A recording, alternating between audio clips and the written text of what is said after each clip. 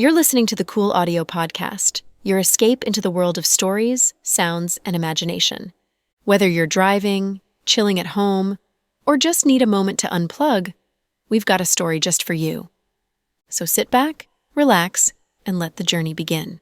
Old Wagner, I want one thing. Lynn finally spoke her purpose. Is it the thing you made Chloe ask me? Professor Wagner had guessed it was Lynn who told Chloe about Red Demon. Yes, Old Wagner, I need Red Demon. What do you need it for?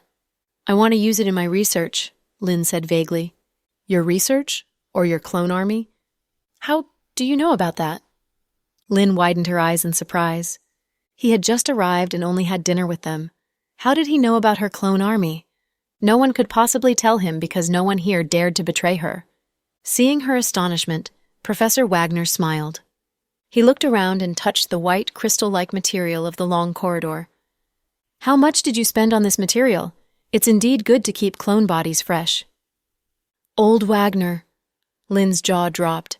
She was astonished that Professor Wagner had seen through her cutting-edge technology with one glance. Lynn, we developed the human cloning technology together and saw its disadvantages, as well as the dangers and destruction it might cause. So, we decided to destroy this technology, and the Red Demon is sealed up forever.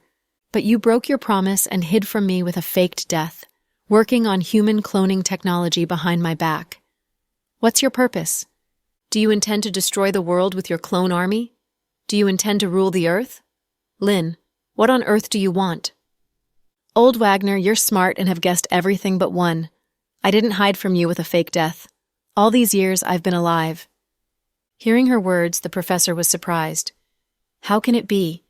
You mean, the person in the cave in Iceland is your clone? Professor Wagner was forced to imagine the unthinkable things that Lynn had done. Bingo.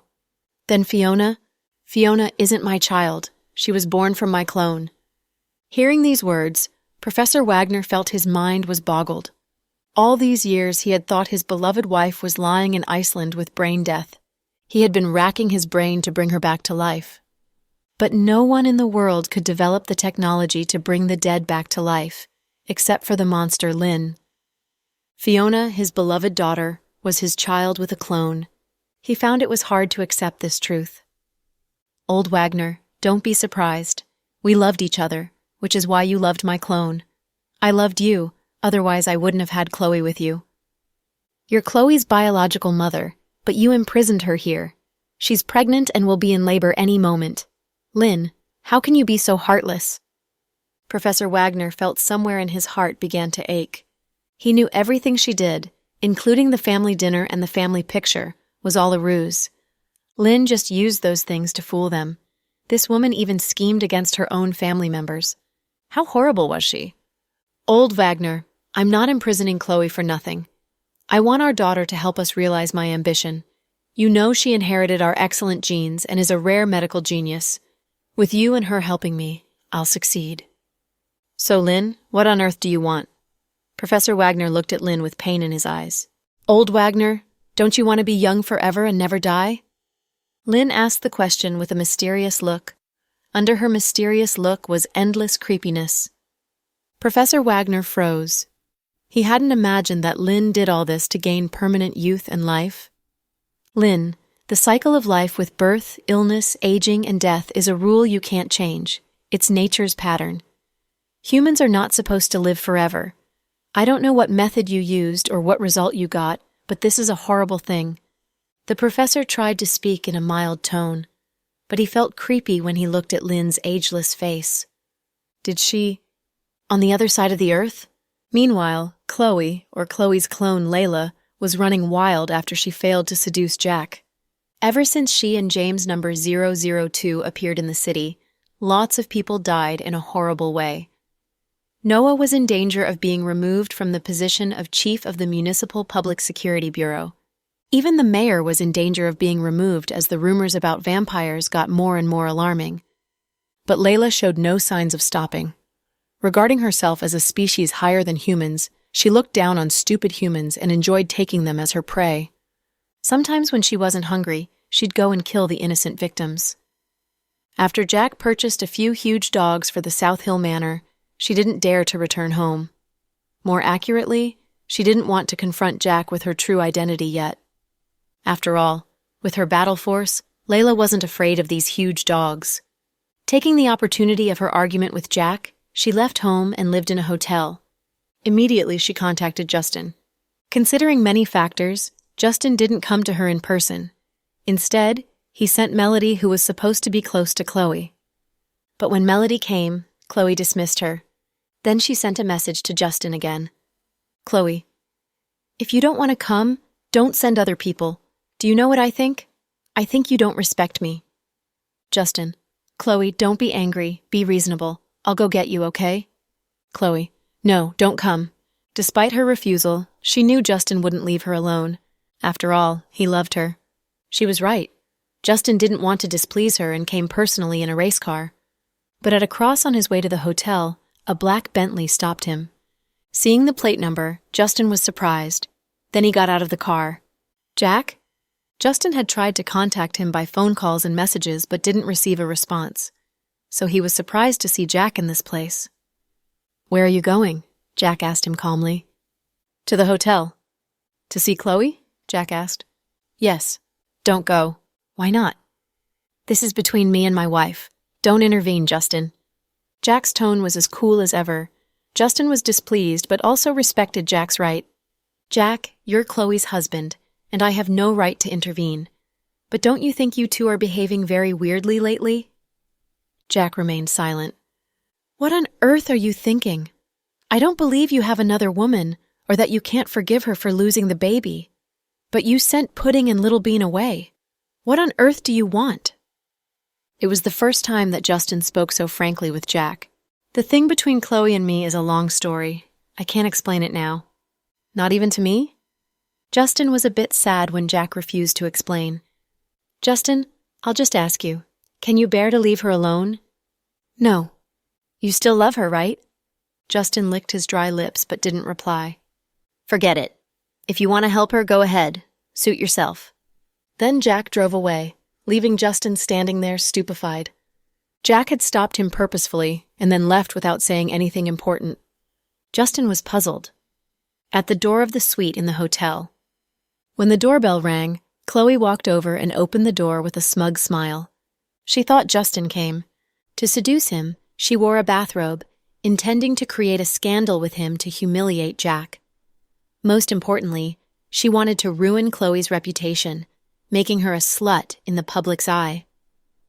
Why did Layla hate Chloe so much? Probably only Lynn and Messiah knew it. However, the moment she opened the door, 2 big bodyguards grabbed her by the hair and dragged her out. What are you doing? Layla didn't know who these guys were. She was about to fight when she saw Jack standing at the end of the corridor. Madam, the master asks you to go home and have dinner. Expressionlessly, the bodyguards said the words and took her out of the hotel roughly. The staff in the hotel knew they were husband and wife and didn't intervene. Jack took the woman away from the back door, so when Justin came, she was already gone. He called Chloe's number and found it was powered off. She just disappeared. Worried that she was in trouble, he even called Victoria. After he told her the whole process, Victoria analyzed the situation calmly and advised him, Mr. Cooper, you must stay out of the business of the couple. Victoria, you also think I have no right to intervene? Justin's heart sank. Not that. I just think Jack always knows what he's doing.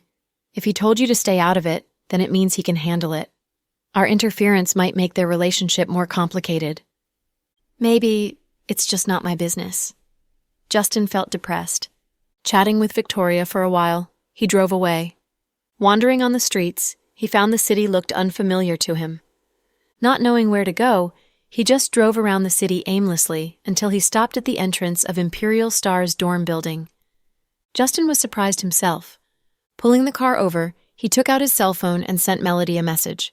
Justin, are you there? Melody, no. Justin, stop it. If you're not there, how did you reply to me? Melody, oh, let's do it again. Sorry, the subscriber you call is not available right now. Please try again later. Melody, haha, are you stupefied?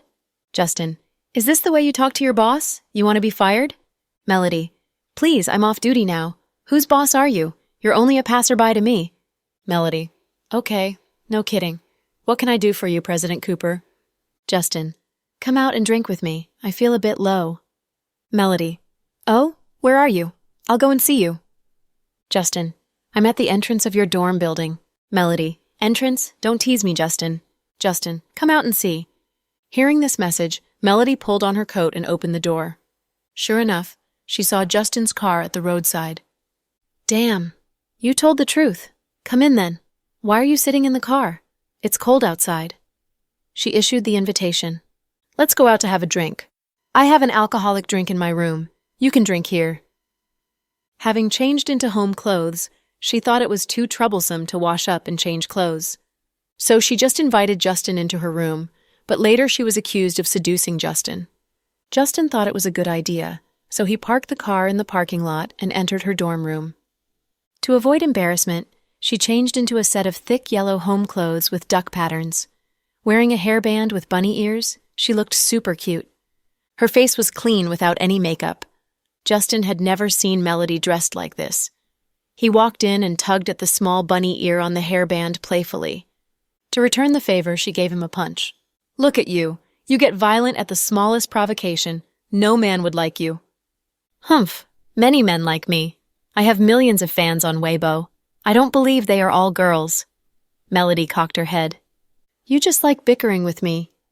Exasperated, Justin walked into her dorm room and found it very tiny without even a sofa. Melody had lived in the room from the first day she entered the company as a new performer. She had shared it with Rory. Rory had chosen to live in this room of 40 square meters and refused the luxurious apartment Justin had arranged for her because it was close to Hang's mechanic shop. Later, when Melody moved in, they became close friends, so she refused to move out. Now, Rory had gone to the distant Northwest and joined the army, but Melody still stayed here because she was used to living here. Her agent and assistant had told her that with her current popularity, she could report to Justin and apply for an apartment, so she could have better privacy from the paparazzi. But Melody chose to stay here because she felt comfortable and safe in this place.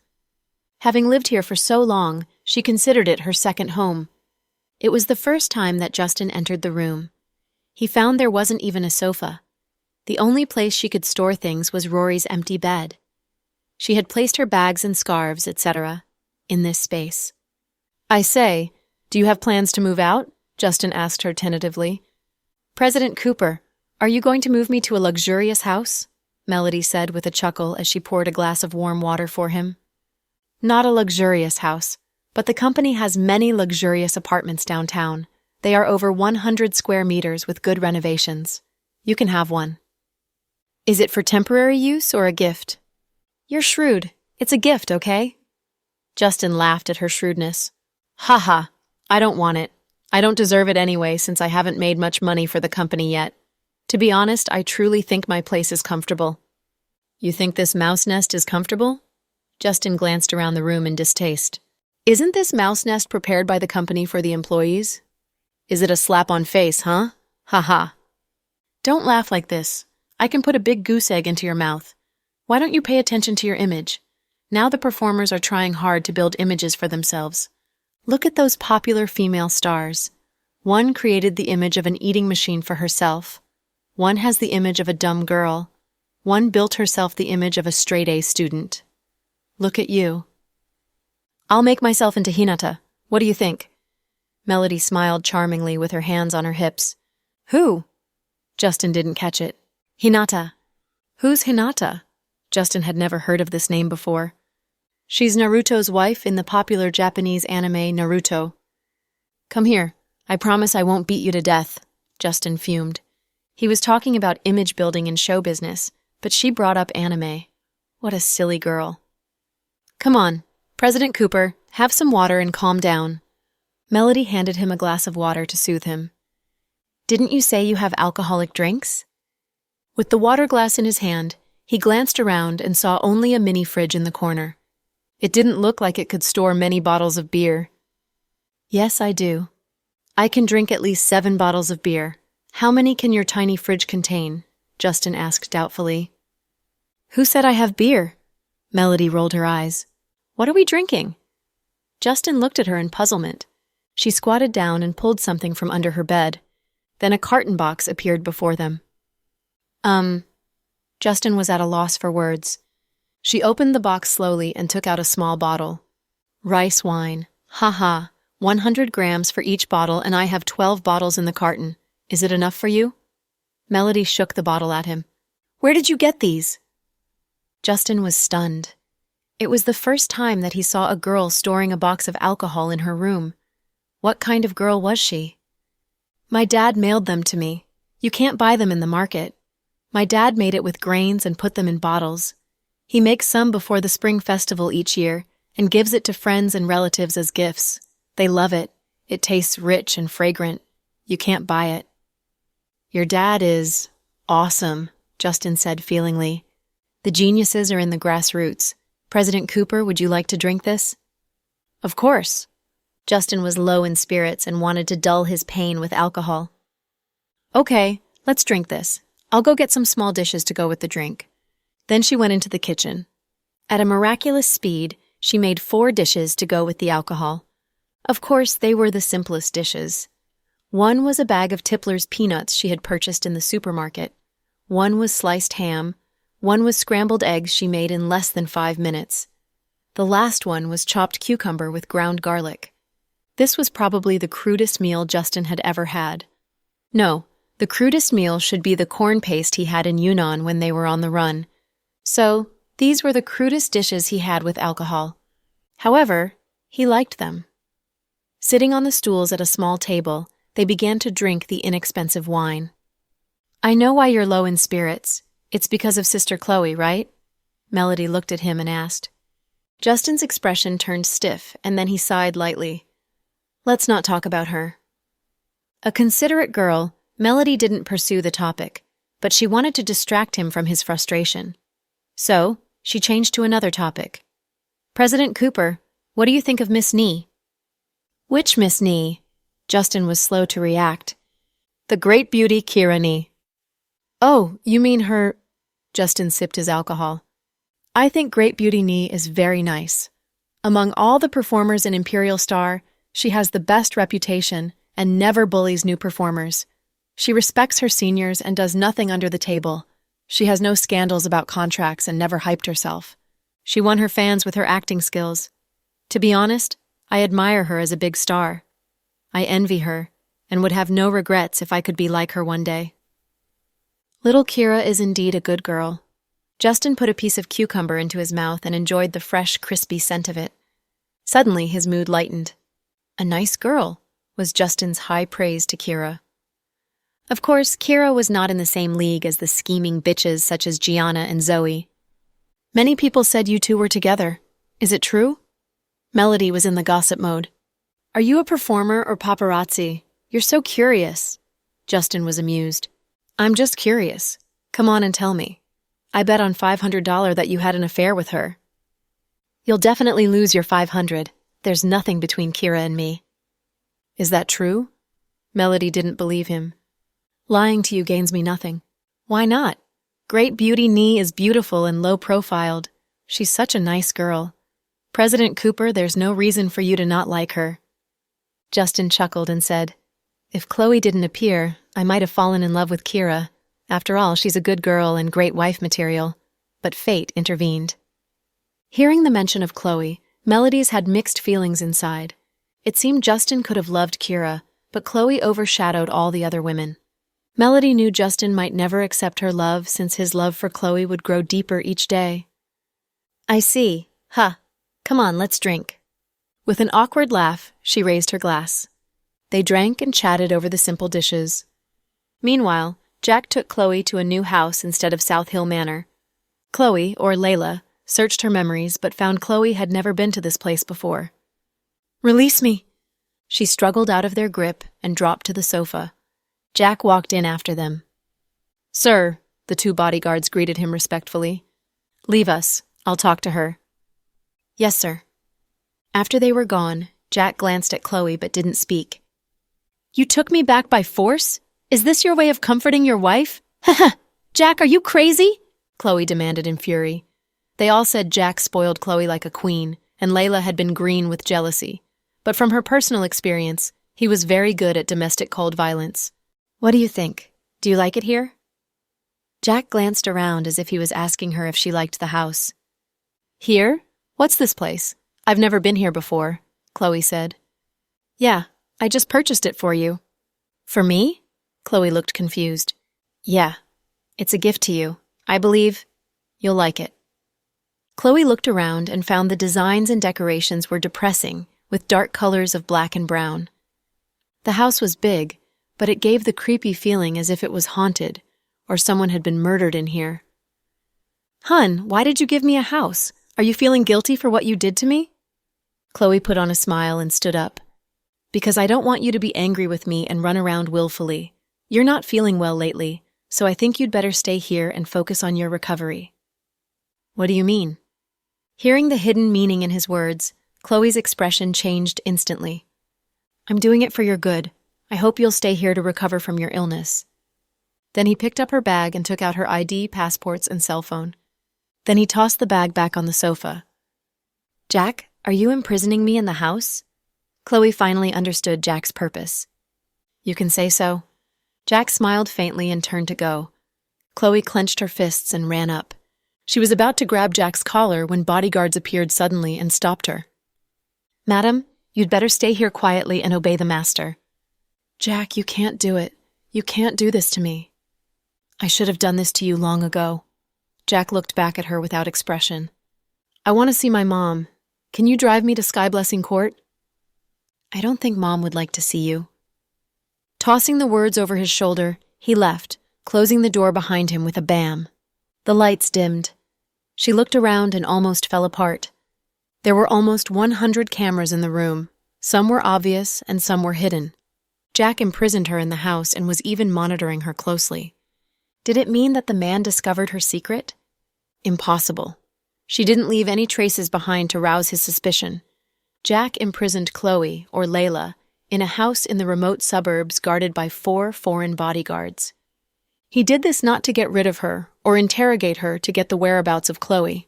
He just wanted to see how great the woman's abilities were. Then he could make plans accordingly. Imprisoned in the house, Layla looked frightened and frantic, but in fact, it was nothing to her. She just didn't want to unleash her superhuman power in front of Jack, meanwhile on the other side of the earth.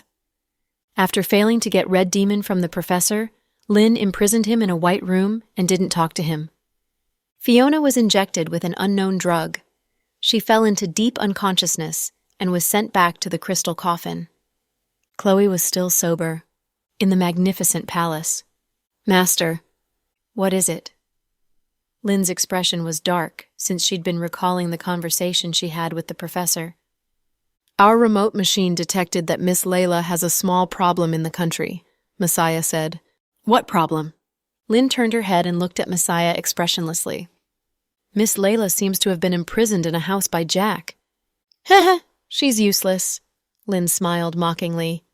"Miss Layla doesn't dare to unleash her supernatural power in public because you told her not to. It would be dangerous to do that in the country. If she alarmed the local government, she might be caught and become an object of experiment. That's why I said she's useless. I gave her so many special abilities, but she knows nothing but how to eat children. Useless thing," Lynn berated. "Shall we help her?" Messiah asked in a small voice. "No, if she can't solve this small problem, I don't care what happens to her." Lynn was very cold to Layla. Jack always said Lynn didn't deserve to be a mother since the latter was heartless to her. But she didn't see Lynn's attitude toward Layla. If she did, she'd know how heartless Lynn could be. "Yes, Master." Seeing Lynn didn't care about Layla's problems, Messiah wasn't surprised.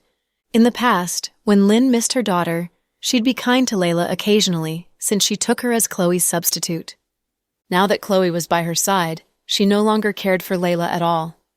Layla was, after all, one of her experiments, and as she said, a flawed experiment. Although Layla had supernatural physical strength and speed and Chloe's looks, she didn't have a human brain or the excellent genes that Chloe had inherited from the professor and Lynn. Layla didn't have any medical knowledge, but Chloe was a genius. Despite Lynn's selfishness, she was still good to Chloe, who was, after all, her biological daughter. In fact, Lynn's love for Chloe was similar to Andrew's. They all thought they loved Chloe and wanted to give her the best, but never cared about what she wanted. "Where's Chloe?" Lynn's eyes softened as she mentioned Chloe. "Miss Chloe is having breakfast." "How is her appetite?" "It's good. She ate a lot and seems to be in a good mood." "Okay, I'll go and see her." Lynn walked toward Chloe's room, and Messiah followed her without a word. Lynn had the most beautiful Oriental face, and no matter what she wore, she looked radiant. Chloe thought Lynn looked distant when she was dressed like a queen, but even when she wore ordinary clothes, she still looked inaccessible due to her extreme beauty. In her room, Chloe sat at the table with dozens of plates of breakfast before her. They were of different styles of cuisine from across the world and tasted delicious. She had been here for days and found the people here didn't eat human food. At least she had never seen Messiah eat anything. They prepared breakfast, lunch, and supper only for her.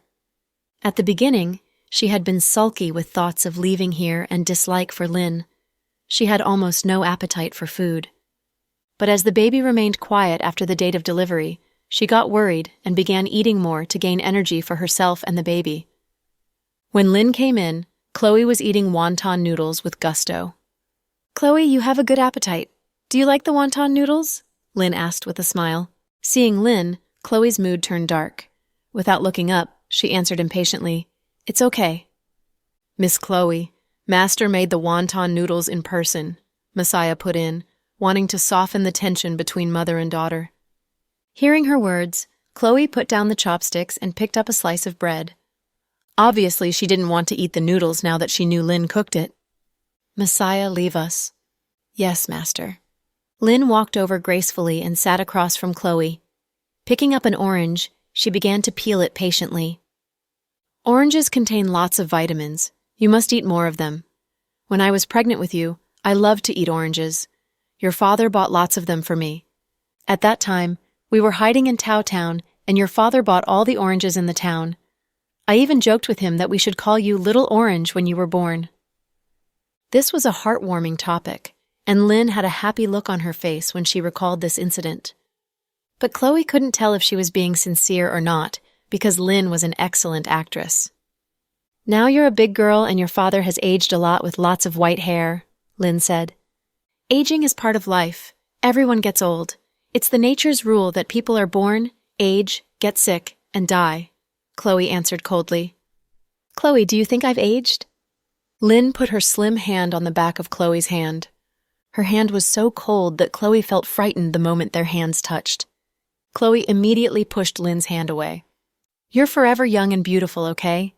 If you want to hear compliments, I hope you can go to your subordinates. After all, I'm eccentric and don't like sucking up to people and might offend you if I talk too much." "I know you're not pleased with me." Lynn looked at Chloe calmly. Angry, Chloe put down the bread and looked up at Lynn with glaring eyes. "I'm not only displeased with you, I'm disappointed with you. Let's not talk about our relationship, but you imprisoned me and Fiona and even caught Dad. Then you put on a family reunion act. Are you done with playing, Dr. Lynn? Do you want the whole world to play along with you?" "Chloe, I'll ask you a question. You must answer me honestly." "Shoot," Chloe answered in a huff. "Do you want to live forever and never get old?" "Of course. I'm not good looking, but still I want to stay young forever. I hope I can always retain my current mature look at 30 years old and enjoy eternity with my husband by my side." Chloe expressed her wish, but she knew it was impossible to live forever and never grow old. No piece of human technology could realize this dream. People only lived this kind of dream in novels and movies. "If I have a way to make people live forever and never grow old, would you help me so we can live forever?" "You mean, you have a way for you to live forever and never grow old?" Chloe looked at Lynn doubtfully, not sure if she was telling the truth. At the city in the country. Low in spirits, Justin got tipsy after drinking some alcohol. While he wasn't looking, Melody sent a message to Anne. "Anne, come to my dorm building to take President Cooper home." "Huh? President Cooper's in your dorm?" Anne was astonished. "Yeah." "Haha, are you two—" "Yeah, we're both drunk." "Then I'll pick him up tomorrow morning. You two can take the opportunity to— Hey. And had been hoping his boss would end his single relationship status. since Chloe would never return Justin's feelings, and hoped he could love someone else. Melody was a good girl, and Anne wanted to bring them together. Damn, what are you thinking about? There's nothing going on between us. President Cooper is low in spirits and wanted to have a drink with me. Come now and take him home. Hurry up. I need to go out. He's drunk and I don't want him to bump his head onto the wall while I'm away. Fine, fine. You're so unromantic. I hope you won't regret giving up this great opportunity to take advantage of him. Anne chuckled. F off. Hurry up. If he throws up in my room, I'll kick him out. Of course, she'd never bear to kick Justin out. In fact, she was happy that Justin had come and drank with her when he was in a bad mood. Justin was in bad shape and got tipsy quickly. His words were also unintelligible. No matter how much she loved him, Melody would never take advantage of him while he was drunk. It just wasn't right. In less than 20 minutes, Anne came and took a sleepy Justin home. Melody, we'll continue another day. Justin didn't want to admit defeat and wanted to continue the drinking contest another day. Afraid he'd catch a cold, she tied one of her scarves around his neck despite his objections. She helped Anne get him into the car and watched it drive away. Putting on her coat, she bought some fruits and flowers and went to the hospital. Southside Hospital. Hang was very glad to see Melody. It's late, yet you still came. Yeah, I heard you're low in spirits. Melody remembered Lin Hong's friend had called her during the day and said Lin Hong lost his temper after the dialysis today. Take a seat. Is it cold out there? Hang looked at her tenderly and asked. No. This winter is unusually warm. Of course, I'm a newcomer and don't know it from experience. I heard it from the local news. Yeah, there has been little snow this winter. It's getting warmer each year. Do you want to eat apple? No. Banana? Hang shook his head. I'll wash a pear for you. It's good for your lungs. Before Hang could say anything, she stood up with a pear and went to wash it in the washroom. Wiping water drops from it, she handed it to him. Thank you, Melody.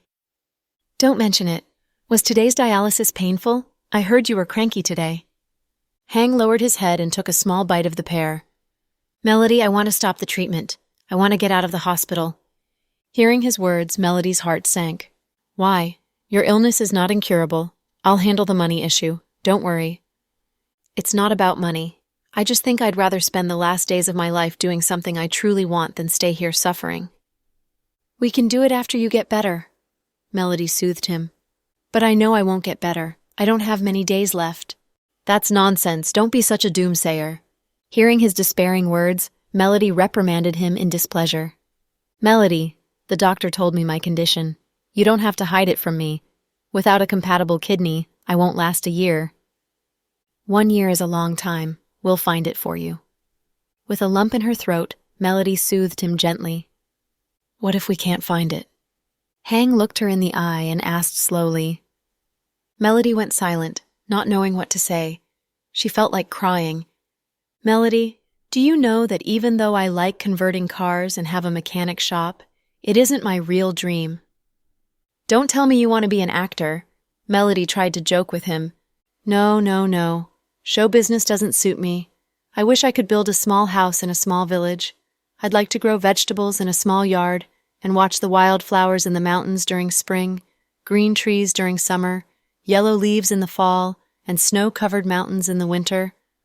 I'd like to build a fire in my small house and hunt in the mountains. I want to drink heartily and eat meat in gusto, living a carefree life. That sounds great. You made me want to live like this too. Melody smiled.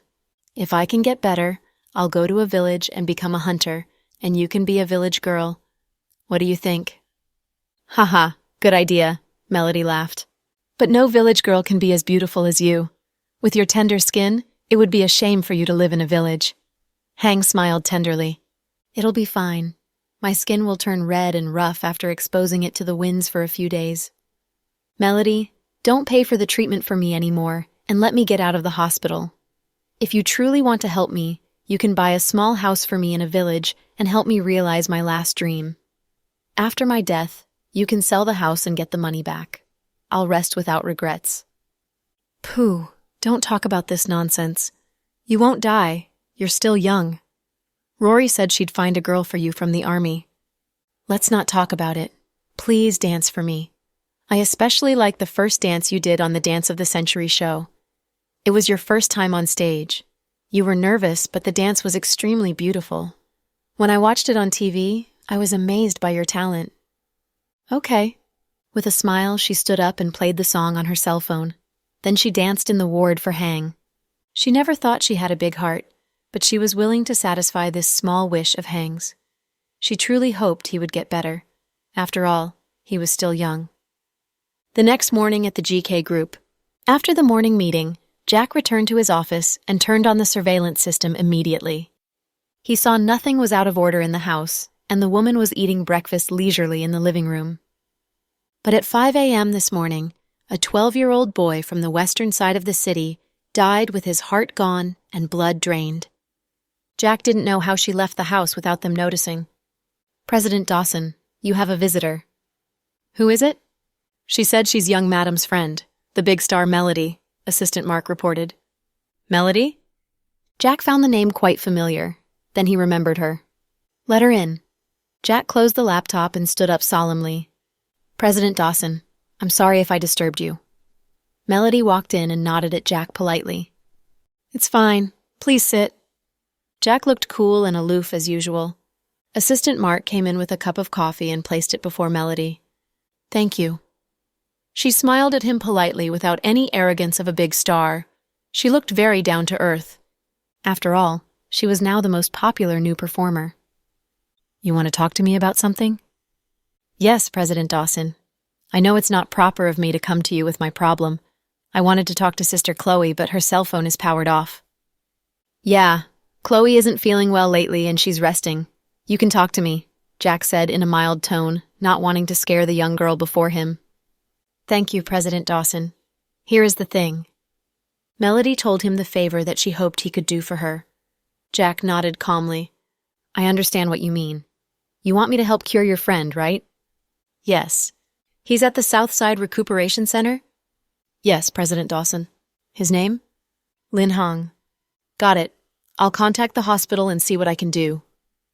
President Dawson, I know you and Sister Chloe both studied medicine. Even though you seldom practice it, you have excellent medical skills. I know my request is presumptuous, but my friend is so young, and I don't want him to die like this.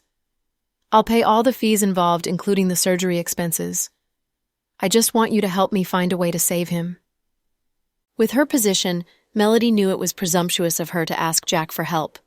He didn't have the responsibility to help her, but whenever she remembered the desperation on Hang's face, she had a lump in her throat. She mustered her courage to see Jack, and had been worried that he might refuse to see her. But it turned out he wasn't as cold as he was rumored to be. Your request is received. You're Chloe's friend. I'll do my best. Jack never made promises lightly, so he only said he'd try. But if he promised he'd help, then he'd do whatever he could. Uncertainly, Melody stood up and bowed at Jack. Thank you, President Dawson. You're welcome. I won't take more of your time. Please keep me updated. Okay, Jack nodded. After Melody left the GK group, Assistant Mark came in to take the coffee away. He had worked for Jack for many years and was close to his employer. He commented jokingly, President Dawson, Melody is even prettier than on TV. She has flawless skin and a down-to-earth personality. So, are you interested in her? No, I'm not. I love my wife. Ha ha. Assistant Mark was a notorious henpecked husband.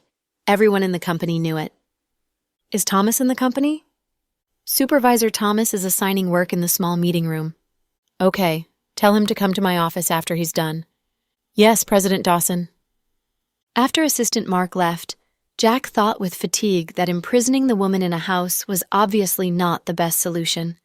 He must find a way to prove that she was the murderer, so Noah could arrest her. He couldn't deal with her directly, because Chloe was still in their hands. As he lounged on the chair with all these thoughts weighing on his mind, someone issued an invitation of a video chat on his cell phone. Seeing who the caller was, he perked up immediately. Ever since Chloe got in trouble, he had seldom had video chats with others. Answering the call, Jack said with love on his face, "Baby." "Daddy, what are you doing?"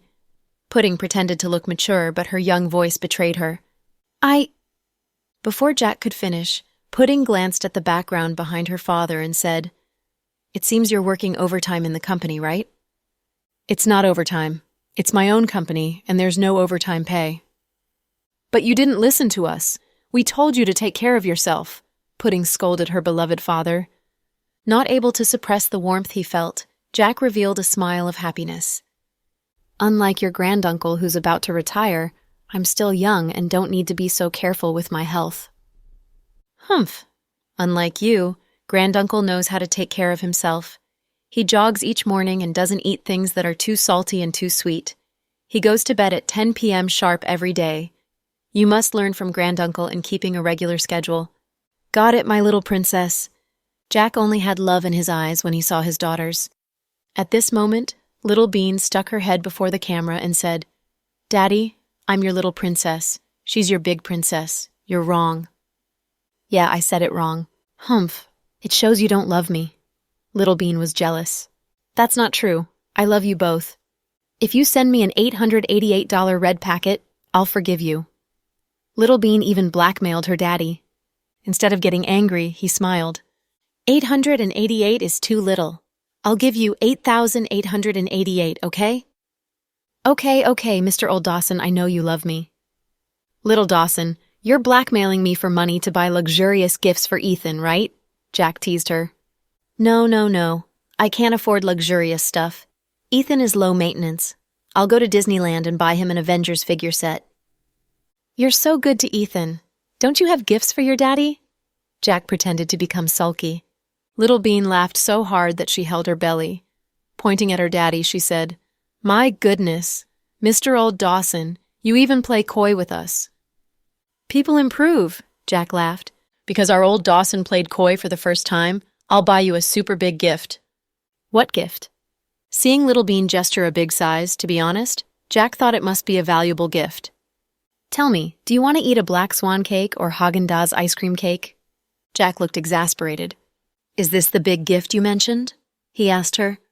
"Don't you think it's a big sacrifice for me to give you my favorite cakes?" Right. Little Dawson, you're generous." "Do you love me?" Little Bean pointed at her gorgeous daddy on the camera. Love you. "Do you love me a little bit more than you love my sister?" Little Bean set the trap for her daddy. Fortunately, Jack kept his head clear and didn't walk into the trap. "I love you two equally." Daddy, you always say this. It's no fun." Little Bean ran away. After her sister was gone, Pudding moved closer to the camera and asked Jack in a low voice, "Daddy, how has Mommy been lately?" "Give Daddy a little bit more time. I'll handle it." Only Pudding could understand Jack's words. The little girl nodded in understanding. "Daddy, when we go back home, we'll be a happy family. I'll see our daddy who loves us deeply and our mommy who loves our family deeply, right?" "Yes." This was Jack's promise to her daughter. "Daddy, take care of yourself. When we go back home, we'll bring you gifts." "Cake or ice cream?" Jack chuckled. "Neither. They will be gifts that suit you, Daddy." "Good. I look forward to seeing them." "Daddy, we've got to go and eat now." "Okay, eat your fill. I hope you gain some weight before you come home." "Of course. We won't let you down, Daddy," Little Bean said immediately, looking super adorable. At this dark hour, Jack could only forget his worries when he was talking to his daughters. At 6 p.m., except for staff in a few departments, most of the employees had gone off work. As usual, Jack stayed in his office. He seemed to be waiting for someone.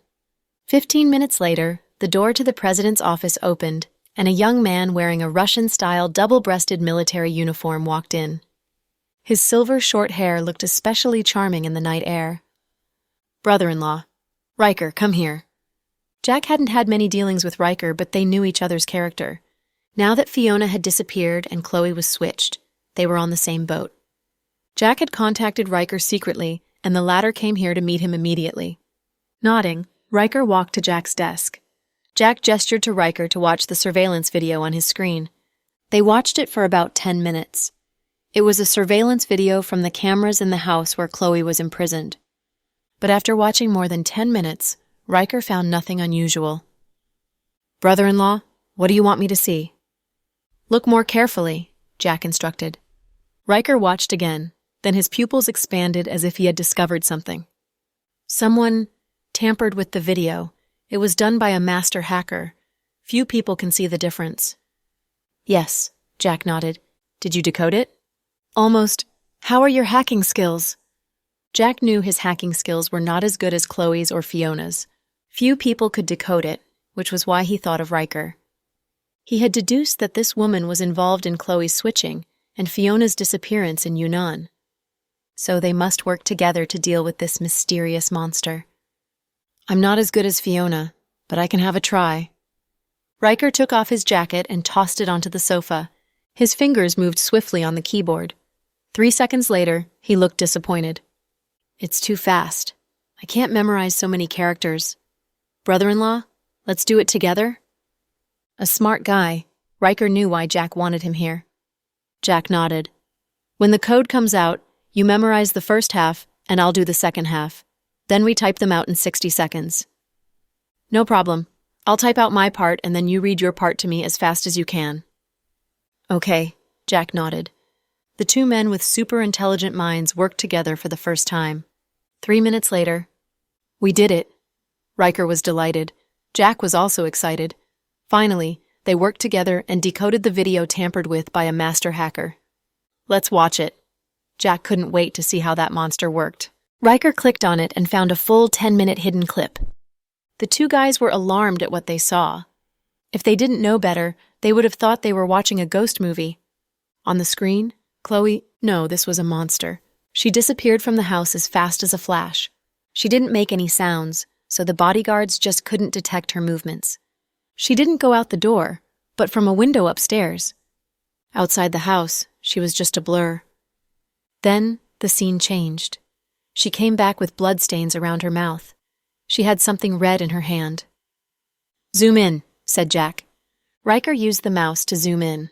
Then the men went silent. It was a bloody heart. It was still pulsing in her hand. In that instant, the two men felt bile rise up in their throats.